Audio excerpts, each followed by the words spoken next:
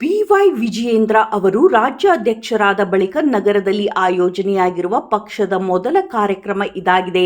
ಹಿಂದೆ ಗವಿಮಠದ ಜಾತ್ರೆಗೆ ಪಾಲ್ಗೊಳ್ಳಲು ಮಾತ್ರ ಬಂದಿದ್ದರು.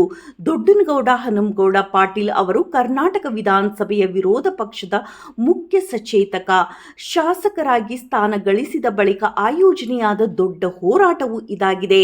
ರಾಜ್ಯ ಸರ್ಕಾರದ ಬೆಲೆ ಏರಿಕೆ ಹಾಗೂ ಜನವಿರೋಧಿ ನೀತಿ ಖಂಡಿಸಿ ಬಿಜೆಪಿ ಕೊಪ್ಪಳದಲ್ಲಿ ಆರಂಭಿಸಿರುವ ಜನಾಕ್ರೋಶ ಯಾತ್ರೆಯಲ್ಲಿ 10,000ಕ್ಕೂ ಅಧಿಕ ಜನರು ಭಾಗವಹಿಸಿದ್ದಾರೆ ಎಂದು ಕನಕಗಿರಿ ಮಾಜಿ ಶಾಸಕರಾದ ಬಸವರಾಜ ದಡೇಸೂಗೂರು ಹೇಳಿದರು.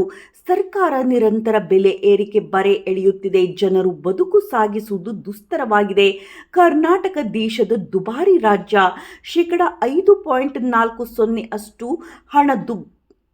5.40% ಅಷ್ಟು ಹಣದುಬ್ಬರ ಇದೆ. ಮಹಿಳೆಯರಿಗೆ ರಕ್ಷಣೆ ಇಲ್ಲ. ವಿದ್ಯಾರ್ಥಿಗಳಿಗೆ ಸ್ಕಾಲರ್ಶಿಪ್ ಬರ್ತಿಲ್ಲ. SC/ST ಹಣ ದುರ್ಬಳಕೆ ಆಗುತ್ತಿದೆ. ಈ ಬಗ್ಗೆ ದಾಖಲೆ ನೀಡಿದರೂ ಸಿಎಂ ಉತ್ತರ ನೀಡಲಿಲ್ಲ. ಬಜೆಟ್ ಅಧಿವೇಶನದಲ್ಲಿ ಕೇವಲ 1 ದಿನ ಮಾತ್ರ ಬಜೆಟ್ ಮೇಲೆ ಚರ್ಚೆ ನಡೆದಿದೆ. ಸಿಎಂ ಸಮಜಾಯಿಷಿ ನೀಡಲಿಲ್ಲ. ಸರ್ಕಾರ 2.5 ಲಕ್ಷ ಕೋಟಿ ರೂಪಾಯಿ ಸಾಲ ಮಾಡಿದೆ ಎಂದು ಆರೋಪಿಸಿದರು. ವಿರೋಧ ಪಕ್ಷವಾಗಿ ನಮ್ಮ ಕೆಲಸ ನಾವು ಮಾಡುತ್ತಿದ್ದೇವೆ. ಸಾರ್ವಜನಿಕರು ಸ್ವಯಂ ಭಾಗಿಯಾಗುತ್ತಿದ್ದಾರೆ. ಇದರಿಂದ ಆಗುವ ಡ್ಯಾಮೇಜ್ ಕಂಟ್ರೋಲ್ ಮಾಡಲು ಜಾತಿ ಗಣತಿ ವರದಿ ಅಸ್ತ್ರವಾಗಿ ಬಳಸುತ್ತಿದ್ದಾರೆ. ಅಧಿಕಾರದಲ್ಲಿದ್ದವರಿಗೆ ಈ ನಡೆ ಶೋಭೆ ತರುವಂತದ್ದಲ್ಲ. ಪ್ರತಿಭಟನೆಯಲ್ಲಿ ಜನರು ಸ್ವಯಂ ಪ್ರೇರಿತರಾಗಿ ಭಾಗಿಯಾಗಿ ಸುಮಾರು 10,000 ಅಧಿಕ ಜನ ಸೇರಿದ್ದರು. ನಗರದ ಅಶೋಕ ವೃತ್ತದಿಂದ ಬಸವೇಶ್ವರ ವೃತ್ತದವರೆಗೆ ಯಾತ್ರೆ ಮಾಡಲಾಯಿತು.